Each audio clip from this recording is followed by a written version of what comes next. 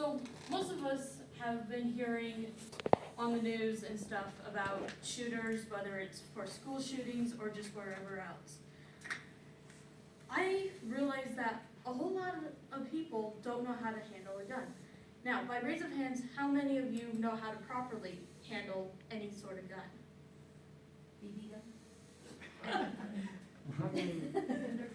Oh. That's good, because I'm going to teach you how to properly handle a gun, especially if there is an active shooter wherever you are.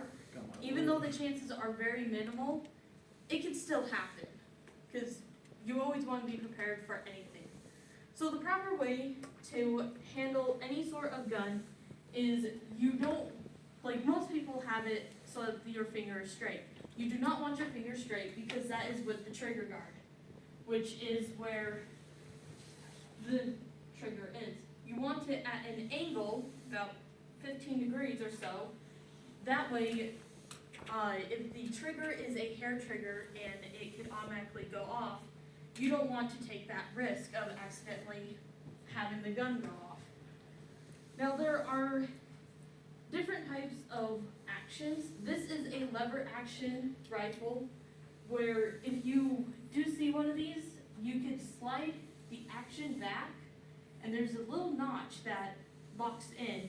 That way the chamber is open and it cannot fire. So if you ever get your hands on a loaded weapon, whether it's from a shooter or someone else, there is usually nowadays a magazine that just pops right out. Some guns do not have this. So there is a little lever that you pull out, or with a handgun, it is a lever up there. Can't see it very well, but that will pop the magazine out, meaning that there will be no bullets to reload, and hopefully you don't have a bullet in the chamber, which is when you action it. There are also different types of safety. Now, I want you guys to keep these in mind.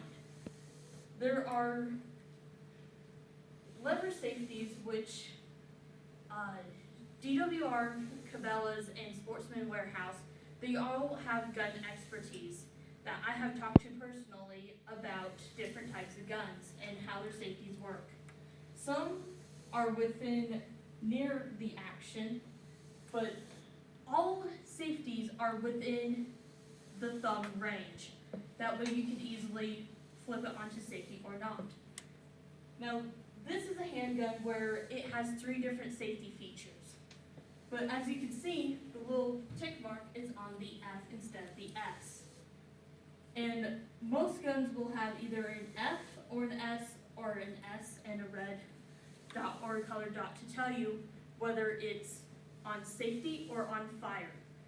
Now with active shooters, they're not going to have the safety on because they want to go immediately right in and start shooting.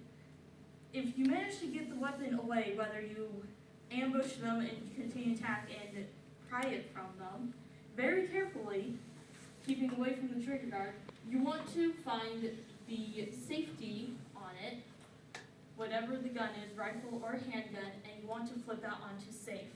Now, the gun can still fire whether it's on safety or not, but that's just like a safe valve for, how did they put it?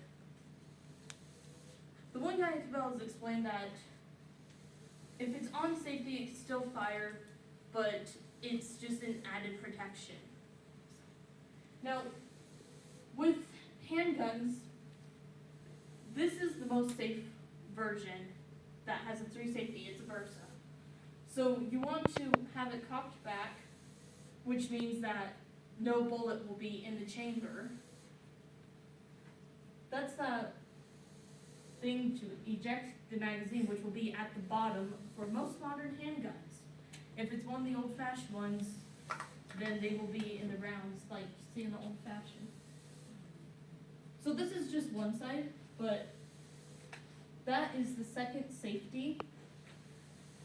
So that makes it even more safe for like handling kids and all that, like, if you have kids nearby, you wanna get the Versa just because it'll be the safest, but one good thing is that not a whole lot of shooters will have this. So, I'm gonna teach you guys how to, like, quickly hold a weapon. So, I want you guys to go like this. Make sure that your finger is at an angle instead of being straight. For any, whether you do handgun or long rifle.